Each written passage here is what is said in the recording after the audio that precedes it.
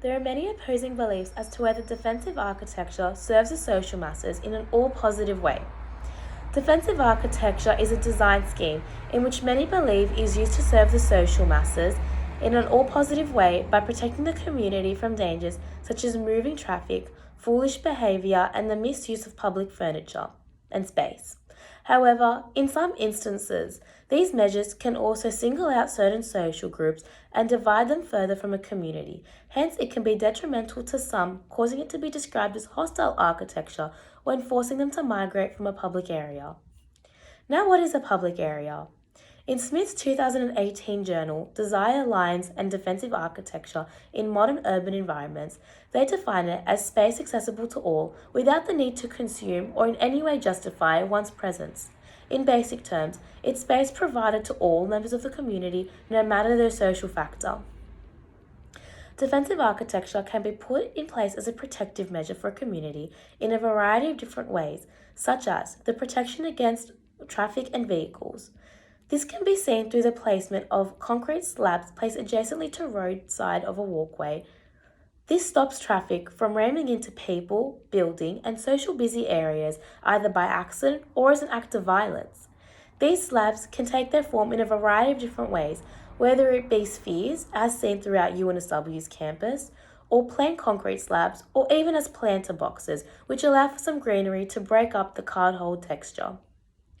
Bollards can also be used to block access to vehicles in busy areas and social settings. These can be permanent or removable structures depending on the setting itself. They function as a clear indicator as to where pedestrians and traffic separates.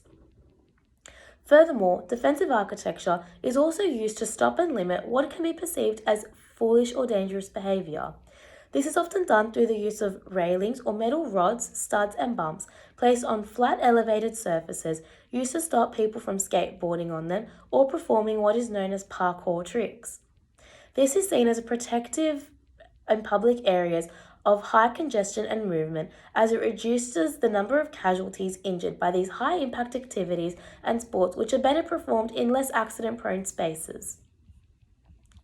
Moreover, the implementation of barriers put in place to stop people from using seating or for other intentions. This is often displayed through the inclusion of barriers on public furniture and areas such as benches and seats. It may stop the homeless from using that area as a place of respite and refuge, hence allowing members of the community to use it for its intended function instead.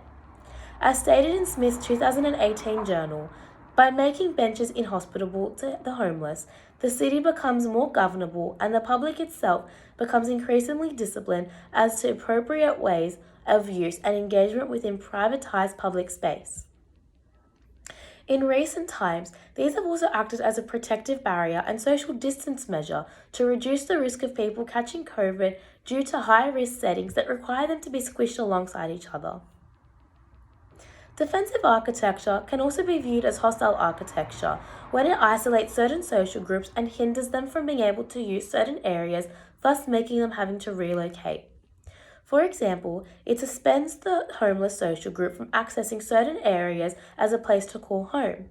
This is done through the placement of spikes, curved benches, tiered seating, segmented seating, rocky pavements, slanted benches, and many more other tactics.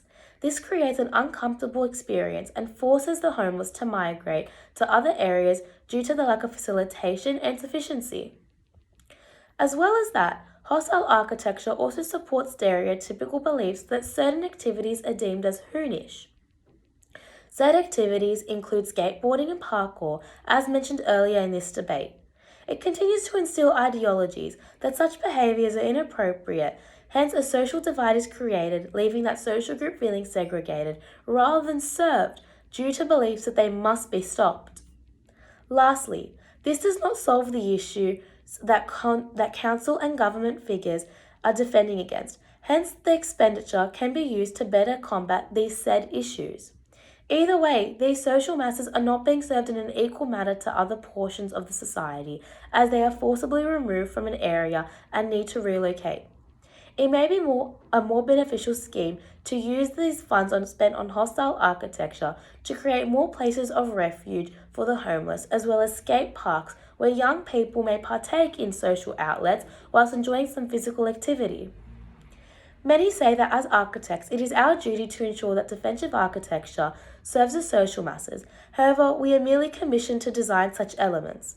Whilst we can refuse job offers that require us to design outside of our beliefs, our commissioners have the right to employ other architects who will.